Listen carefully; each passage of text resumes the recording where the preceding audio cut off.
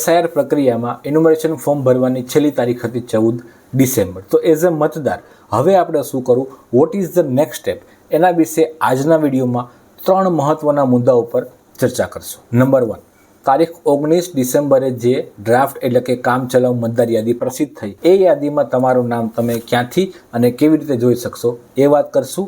Number 2, draft મતદાર યાદીમાં તમારું નામ છે છતાં પણ તમને પુરાવા રજૂ કરવા અંગેની નોટિસ મળી શકે છે. તો આવી નોટિસ તમને મળે તો તમારે શું કરવું એ એક ચાર્ટની મદદથી સમજીશું. એન્ડ નંબર 3, ડ્રાફ્ટ મતદાર યાદીમાં તમારું નામ છે જ નહીં તો તમારે શું કરવું એના વિશે પણ આ વિડીયોમાં ચર્ચા કરશું. વિડીયો પૂરો અને ધ્યાનથી જોજો. નવા હોય તો ચેનલને પ્લીઝ સબસ્ક્રાઈબ કરજો. You ready? Let's go. Draft યાદીમાં તમારું નામ છે કે નહીં એ જોવા માટે ગૂગલ પર લખો વોટર્સ.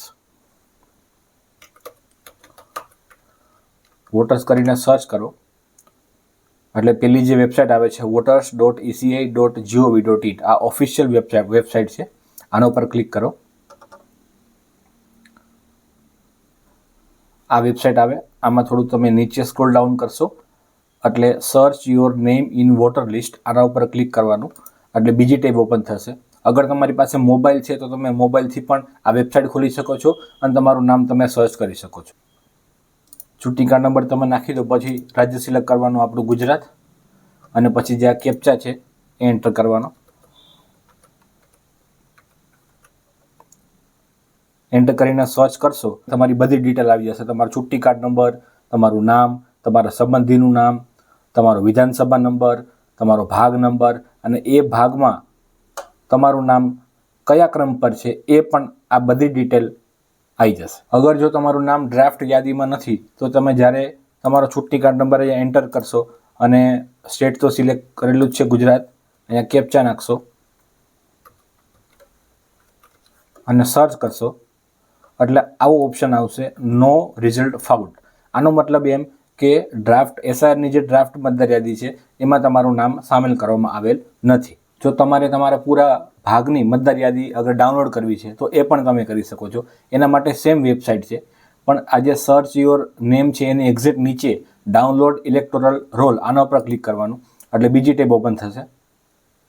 અહીંયા આપણું સ્ટેટ સિલેક્ટ કરવાનું ગુજરાત. હવે year of revision, roll type આ બી એમનેમ રાખવાનું, આમાં કાંઈ નહીં કરવાનું. જે તમારો જિલ્લો છે એ અહીંયા સિલેક્ટ કરી લેવાનો. હું અહીંયા કરું છું વડોદરા. પછી અહીં જે તમારી વિધાનસભા છે એ વિધાનસભા સિલેક્ટ કરી લેવાની. હું અહીંયા 144 રાવપુરા કરું છું એટલે અહીંયા બાજુમાં ઓટોમેટિક ગુજરાતી લેંગ્વેજ એવું લખાઈને આવી જશે. હવે તમે થોડા નીચે જશો એટલે આ જેટલા પણ આ વિધાનસભામાં ભાગ હશે એ બધા ભાગના નંબર અને નામ આવશે. આમાંથી તમારે જે તમારો ભાગ નંબર છે એ ભાગ નંબર તમારે અહીંયા સર્ચ કરવાનો. ભાગ નંબર તમને ક્યાંથી મળશે તો હમણાં તમે જે સર્ચ કર્યું, આજે તમે સર્ચ કર્યું તો અહીંયા તમારો ભાગ નંબર લખેલો હશે. એ ભાગ નંબર તમારે અહીંયા ટાઈપ કરવાનો એટલે અહીં તમારો ભાગ નંબર અને અહીં તમારા ભાગનું નામ આવી જશે. પછી અહીં બાજુમાં જે બોક્સ દેખાય છે એના ઉપર ક્લિક કરવાનું અને જે કેપ્ચા છે એ કેપ્ચા એન્ટર કરવાનો. પછી તમારે ડાઉનલોડ સિલેક્ટેડ PDF ઉપર ક્લિક કરવાનું એટલે તમારા પૂરા ભાગની, અગર તમારો આ ભાગ નંબર છે તો તમારા પૂરા ભાગની મતદાર યાદી ડાઉનલોડ થશે. ડાઉનલોડ ઉપર ક્લિક કરવાનું એટલે પ્રોસેસ થઈને ઓટોમેટિક ડાઉનલોડ થઈ જશે. હવે વાત કરીએ કે પુરાવા રજૂ કરવા અંગેની નોટિસ કોને અને શા માટે આપવામાં આવી શકે છે. તો આવી નોટિસ તમારા વિધાનસભા વિસ્તારના મતદાન નોંધણી અધિકારી શ્રી, જેને ERO કહીએ છીએ, એમની ઓફિસ દ્વારા BLO મારફત તમને આપવામાં આવી શકે છે. તમારું નામ ડ્રાફ્ટ મતદાર યાદીમાં છે અને તમને આવી નોટિસ આપવામાં આવી છે, એનો મતલબ કે તમારું નામ 2002ની મતદાર યાદી સાથે મેપ થતું નથી. શા માટે મેપ થતું નથી? તો જે ઇન્યુમરેશન ફોર્મ છે એ ફોર્મની છેલ્લી 2 કોલમમાંથી કોઈ એક કોલમમાં 2002ની વિગત ભરવાની હતી, પણ ઘણા લોકોએ એકદમ કોરી છોડી દીધી છે એ કોલમ, અથવા અમુક વિગત જે ભરવાની હતી, જે અગત્યની હતી એ ભરી નથી. માટે BLO 2002ની મતદાર યાદી સાથે મેપ કરી શકતા નથી, માટે તમને નોટિસ આપવામાં આવી છે. જેમ તમે સ્ક્રીન ઉપર જોઈ રહ્યા છો એવી રીતે આ ભાઈએ છેલ્લી કોલમ એકદમ બ્લેન્ક છોડી દીધી છે, કાંઈ ભર્યું જ નથી. બાજુમાં વેણુગોપાલભાઈએ ઉપરની બધી ડિટેલ ભરી છે પણ વિધાનસભા નંબર, ભાગ નંબર કે ક્રમ નંબર એ કાંઈ લખ્યું નથી. એવી રીતે ચિરંજીવીભાઈએ આ બધી ડિટેલ લખેલી છે પણ જિલ્લાનું નામ ને વિધાનસભાનું નામ લખ્યું નથી. એવી રીતે આ ભાઈએ પણ મતદારનું નામ, સંબંધીનું નામ કે ભાગ નંબર નથી લખ્યો.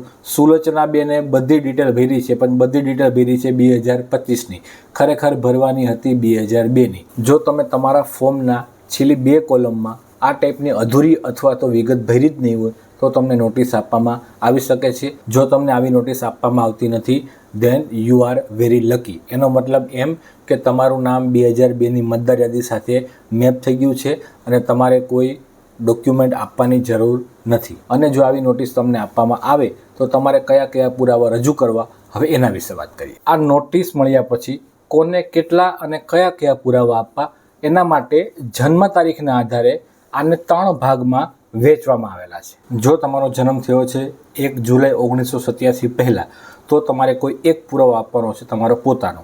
પુરાવા વિશે આપણે આગળ વાત કરીએ.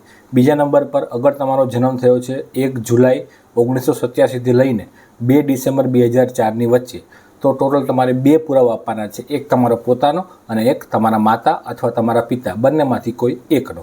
અને અગર તમારો જન્મ થયો છે 2 ડિસેમ્બર 2004 પછી તો તમારે કુલ 3 પુરાવા આપવાના છે. એક તમારો પોતાનો, એક તમારા માતાનો અને એક તમારા પિતાનો. હવે વાત કરીએ પુરાવા વિશે તો કુલ 13 પુરાવા પૈકી તમે કોઈ પણ પુરાવો રજૂ કરી શકો છો જેનું લિસ્ટ ઇન્યુમરેશન ફોર્મની પાછળની સાઈડ આપેલું છે.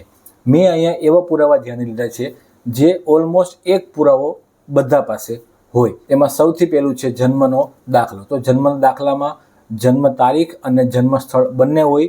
એવી રીતે પાસપોર્ટ, એમાં પણ આ બંને વસ્તુ હોય. એવી રીતે કોઈ પણ જાતિનું પ્રમાણપત્ર તમારી પાસે હોય તો તમે એ પણ આપી શકો. ધોરણ 10, ધોરણ 12 અથવા તો કોલેજનું કોઈ એવું પ્રમાણપત્ર હોય એ પણ તમે આપી શકો. તારીખ 1 જુલાઈ 1987 પહેલાંનું તમારી પાસે કોઈ ઓળખ કાર્ડ હોય, કોઈ પ્રમાણપત્ર હોય અથવા કોઈ દસ્તાવેજ હોય તો એ પણ તમે રજૂ કરી શકો છો. કાયમી રહેઠાણનો પુરાવો તમારી પાસે હોય તો એ પણ તમે આપી શકો. ખાસ નોંધ એ લેજો કે તમે કોઈ પણ પુરાવો રજૂ કરો એમાં તમારે નીચે સહી કરી દેવાની, સેલ્ફ અટેસ્ટેડ કરીને જ આપવાનું. અને નંબર 2 કે કુલ 13 પુરાવા પૈકી તમારી પાસે એક પણ પુરાવો ઉપલબ્ધ નથી તો તમારી પાસે જે પુરાવો ઉપલબ્ધ હોય જેમાં જન્મ તારીખ અને જન્મ સ્થળ બંને હોય તો એવા પુરાવા પણ તમે રજૂ કરી શકો છો. પરંતુ આવા પુરાવા માન્ય રાખવા કે કેમ તેનો અંતિમ નિર્ણય તમારા વિધાનસભા મત વિસ્તારના મતદાન નોંધણી અધિકારી શ્રી દ્વારા લેવામાં આવશે. હવે વાત કરીએ કે ડ્રાફ્ટ મતદાર યાદીમાં તમારું નામ જ નથી અથવા નામ છે પણ કોઈ ભૂલ છે તો શું કરવું. અગર કોઈ કારણસર તમે ઇન્યુમરેશન ફોર્મ ભરી શક્યા નથી તો ડ્રાફ્ટ મતદાર યાદીમાં તમારું નામ સામેલ કરવામાં આવશે નહીં. પરંતુ અગર તમે 15 જાન્યુઆરી 2026 પહેલાં તમારા મતદાન નોંધણી અધિકારી શ્રીને ફોર્મ નંબર 6 એકરારનામા સાથે જે ચૂંટણી કાર્ડ માટેનું ફોર્મ હોય છે એ તમે ભરીને આપી દો છો તો તમારું નામ 17 ફેબ્રુઆરી 2026ના રોજ જે એસઆઈઆરની ફાઇનલ મતદાર યાદી પ્રસિદ્ધ થશે એમાં સામેલ કરવામાં આવશે. અગર તમારું ફોર્મ એક્સેપ્ટ થાય છે તો અહીંયા હું તમને સજેસ્ટ એવું કરીશ કે અગર તમારું નામ ડ્રાફ્ટ યાદીમાં નથી તો તમે તાત્કાલિક ફોર્મ નંબર 6 ભરી દો જેથી કરીને તમારું નામ એસઆઈઆરની જે ફાઇનલ મતદાર યાદી આવે એમાં આવી જાય અને આપણી જે આવનારી પેઢી છે એમને પણ આપણું નામ અત્યારની જે એસઆઈઆરની મતદાર યાદી છે એમાં આસાનીથી મળી રહે. તમે ફોર્મ નંબર 6 15 જાન્યુઆરી 2026 પછી પણ ભરી શકો છો. પરંતુ અગર તમે 15 જાન્યુઆરી પછી ફોર્મ ભરશો તો તમારું નામ 17 ફેબ્રુઆરી જે એસઆઈઆરની ફાઇનલ મતદાર યાદી પ્રસિદ્ધ થશે એમાં સામેલ થશે નહીં, પરંતુ સપ્લિમેન્ટરી લિસ્ટ જે સતત સુધારણા છે એમાં તમારું નામ સામેલ થશે. હવે ડ્રાફ્ટ મતદાર યાદીમાં તમારું નામ છે પણ કોઈ ભૂલ છે તો શું કરવું. તો 19 ડિસેમ્બર 2025થી લઈને 18 જાન્યુઆરી 2026 સુધી તમે આ અંગે તમારા વિધાનસભા મત વિસ્તારના મતદાન નોંધણી અધિકારીશ્રીને આ અંગે વાંધા અરજી રજૂ કરી શકો છો. કારણ કે એસઆઈઆર પ્રક્રિયાનો મુખ્ય ઉદ્દેશ્ય એ છે કે લાયક મતદારના નામ રહી ના જાય અને ગેરલાયક વ્યક્તિઓના નામ બાકાત થાય. તમારો કોઈ સવાલ હોય તો નીચે કમેન્ટમાં જણાવજો અને આ વિડીયોને મહત્તમ શેર કરજો અને ચેનલને પ્લીઝ સબસ્ક્રાઈબ કરજો.